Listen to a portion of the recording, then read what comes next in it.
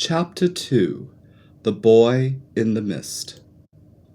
James awoke with an unfamiliar vitality, as though the storm had not merely raged beyond the manor walls, but had awakened something within him. A gentle, lingering electric current seemed to move through his body, like the echo of lightning still alive beneath the skin. Quiet, insistent, and wholly new.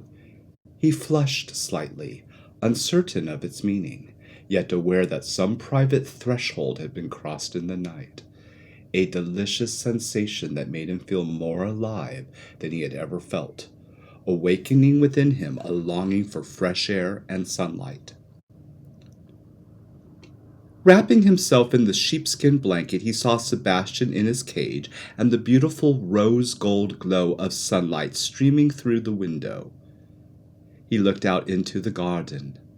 The blue roses dipped in dew, and the heather upon the heath warmed his heart. Though it was still winter, the promise of spring stirred quietly within him. He rang for Pritchard. "Good morning, Master James. I hope you slept well," Pritchard said, appearing a little more cheerful than he had the previous evening. "Thank you, Mr. Pritchard. Yes, I actually slept very well. I would like to take a long, hot bath, and afterward I should like a light breakfast in the library." When Pritchard inquired what he would like served, James replied that sorts of simple slices of fruit, cheese, bread, and piping hot tea would suffice. "Very good, sir. I will let you know when your bath is ready." Mr. Pritchard smiled faintly before turning to leave, but James stopped him with a thoughtful expression. "Oh, Mr. Pritchard, happy Valentine's Day. I want you to know how much I appreciate you and your excellent service. Do you have a sweetheart?" Mr. Pritchard appeared to find the question slightly impertinent and improper. "Young man, my duty is to running a Blackthorne with professionalism and efficiency." James pondered this a moment. "Well, of course, but everyone wishes to feel loved and appreciated. I do hope you enjoy your day, sir." A restrained smirk crossed Mr. Pritchard's face. "Well, Master James, Miss Butterfield is making a cherry cobbler." "Oh, yummy! That sounds wonderful." Mr. Pritchard left quietly. Within minutes, James could hear the servant boys Jack and Jordan scurrying up the back stairs with buckets of hot water for his bath. Moving to the writing desk, he opened a drawer filled with colored paper, glue, and ink. He wished to surprise Miss Butterfield with a beautifully crafted Valentine's Day card, the design already perfectly formed within his imagination. James had always possessed a talent for cutting delicate lace-like patterns, and before long the valentine was completed, just as Mr. Pritchard announced that his bath was prepared. James quickly hid the card inside the desk before turning toward him. "Mr. Pritchard, I would like to wear my dove-gray suit and burgundy vest today, and please lay out my ruby ring, the one Mother bought me from Paris. Thank you. Oh, and please tell Miss Merriweather that I will check in with her at noon." Miss Merriweather was one of his governesses, and she tended to be far more lenient on the weekends, allowing James to read in the library, play the piano in the music conservatory, or simply sit quietly in the blue room. James sprinted up the grand staircase to the bathroom next to his bedroom suite. The bathroom was fitted with obsidian black tile, gilded mirrors with silver frames, and a large, inviting clawfoot tub with silver trim. He locked the door beside him. On a shelf by the basin sink sat a jar of bath salts made with the essential oils of the Blackthorne roses. James knew his mother would not mind him using them, as it was Valentine's Day. He undressed slowly, pausing a moment before the floor-length mirror. There was a quiet awareness of himself there, a sense of change he could not yet fully define, though it stirred a faint pride in him nonetheless. As the light came through the window, his eyes caught the faint sea-glass shimmer in the reflection. He noticed almost absent-mindedly the early signs of change along his body, small, unfamiliar details that reminded him he was no longer a child, though not yet something else either.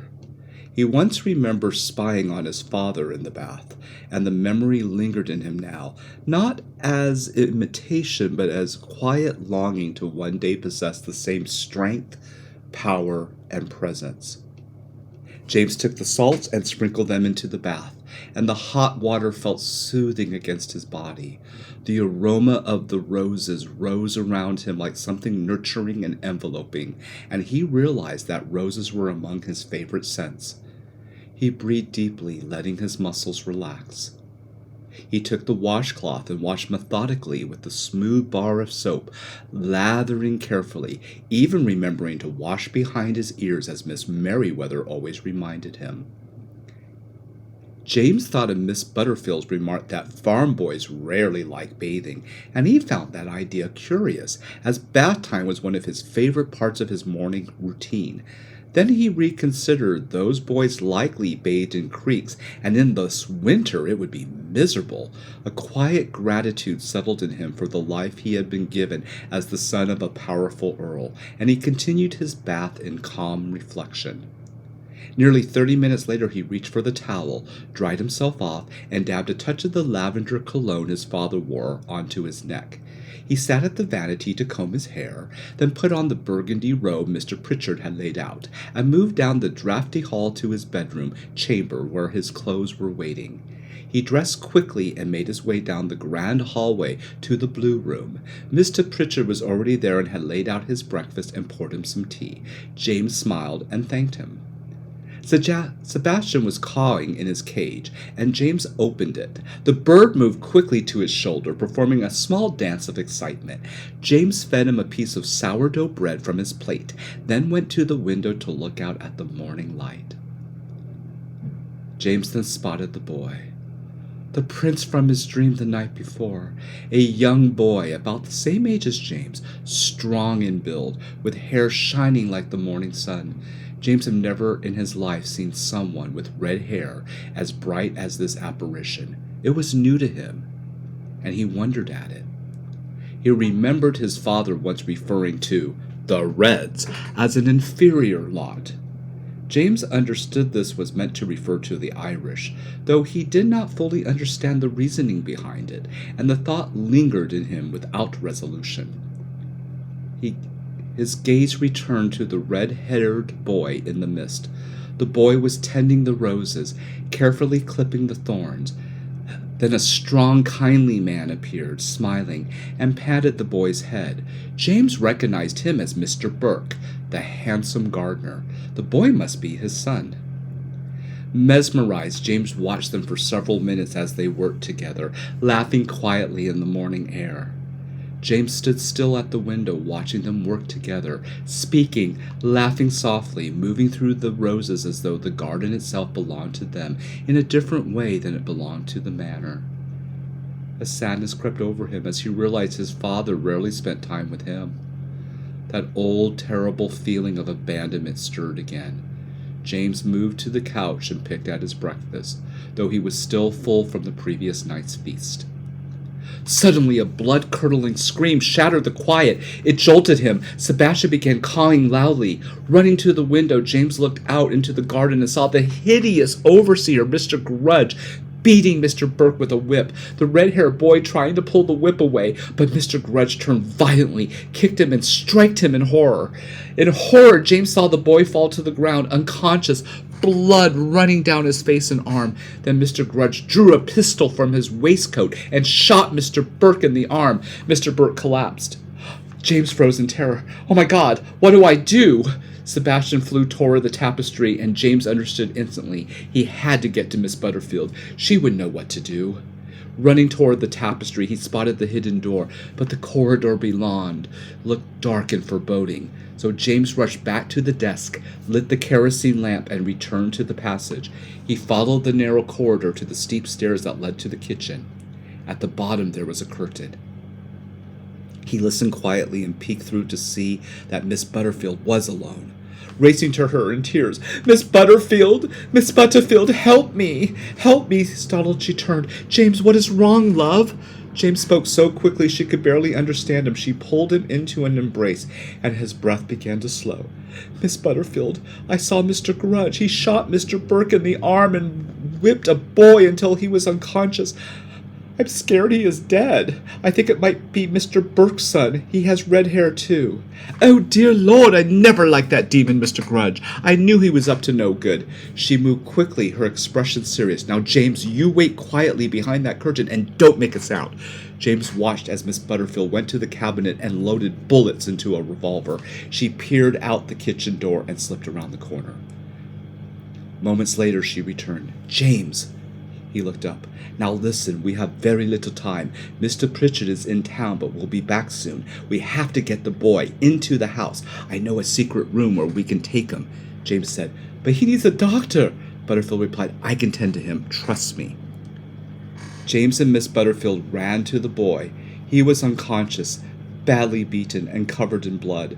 Together they lifted him. He was heavy, but they managed to carry him into the kitchen and through the secret passage. The stairs were steep and difficult. James' shoulder ached from the strain, but he pushed through. It was a matter of life and death. They reached the blue room and laid him briefly on the couch as Sebastian flapped in alarm. Now listen, Miss Butterfield said urgently. We have to get him up one more flight. There is a secret room next to your bedroom, James cried. But I don't think I can lift him up the grand staircase. No, boy, there's another passage. She ran to a painting near the fireplace.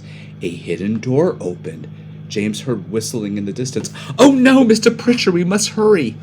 They dragged the boy through the hidden door and up another flight of stairs, both panting heavily. At last they reached a small room with a single bed, a desk, and a basin. James stared in disbelief. How could I have lived here my whole life and not know about this room? Hurry, James! They placed the boy on the bed. Now listen carefully, she said. Go back to the blue room and press the painting so the wall closes. Then sit and eat your breakfast. If anyone asks, I have gone to the Prestons for plums. Do not say anything. Do you understand? She kissed him quickly. Breathless, James returned to the blue room and secured the passage. He collapsed on the couch, sweating and shaken. Only a minute later, Mr. Pritchard entered. Sir, how is your breakfast? James tried to steady himself. Oh, fine. Mr. Pritchard observed him closely. Sir, you are perspiring. I think you need some fresh air. He opened the window, letting in the cold air. James gasped. The chill grounded him. Master James, are you feeling ill? James shook his head. Oh, no, sir. Sebastian escaped and needed exercise. He wore me out. He will behave now, sir. Sebastian seemed to understand and flew back to his cage quietly, settling in place. Mr. Pritchard had brought a pitcher of apple juice. James smiled. Oh, thank you. Good thinking. I'm quite thirsty after my morning exercise. James settled on the couch as Mr. Pritchard poured him a glass of apple juice with a dash of cinnamon, then quietly left the room. James dropped to his knees and prayed that the handsome boy would be all right. Tears welled as he thought of the cruelty he had witnessed. Why would anyone harm a man who tends a garden and creates beauty? It was just not fair. James took his apple juice and walked down the hall to the music conservatory. Margaret was lighting the fire and smiled at him. James, not letting on what had happened, returned the smile. Margaret, you have such a pretty voice. I hope I hear you sing more someday. Margaret began to sing an English air, and James knew it, and he accompanied her at the piano as she worked. She curtsied and quietly left the room. James found the sheet music to a Chopin nocturne and began to play the Steinway. Slowly the music calmed him, steadying his breath and emotions. He continued with Mozart's Fantasia in D minor, then Schubert's Impromptus Opus 90. Nearly an hour passed before Miss Butterfield appeared. James ran to her. Shh, love, the boy is going to be just fine. I have tended to his wounds. He is sleeping, but you must do exactly as I say. Now listen, sit down and listen. They moved to the couch, and James poured her a glass of apple juice. Miss Butterfield composed herself before speaking. James, the boy is Billy Burke, the son of Mr. Burke, the gardener. He told me that Silas Grudge accused them of stealing blue roses, but that is nonsense. Mr. Burke and his son are loyal protectors of this estate. They were framed. She paused. Mr. Burke will likely be taken to the county jail in Kent or Dover. James interjected, but that's not right. They did nothing wrong, and why are the blue roses so important? Miss Butterfield lowered her voice. They hold remarkable properties, healing, even reversing age. Many have tried to discover their secret. Only a few know the truth, and one day that knowledge will be yours. People would kill for it. That is why this had happened. May I see Billy? Only after midnight. Lock your door. The key will be hidden in your pillowcase. She kissed his cheek and departed. At midnight he unlocked the hidden door and returned to the secret room. Billy lay pale but breathing steadily. James cooled his forehead with a damp cloth. Billy stirred. I'm James, he said softly. You're safe. They took my paw. Billy whispered in obvious distress. We will help them, James said gently. They spoke quietly, shared small details of their lives. James offered him food and drink. Billy, still weak, accepted gratefully. They played simple card games, and laughter slowly returned between them. By the time the early hours approached, Billy slept again. James lingered for a moment, then returned to his own bed. He hid the key, extinguished the lamp, and drifted into sleep. His thoughts filled with the boy in the mist.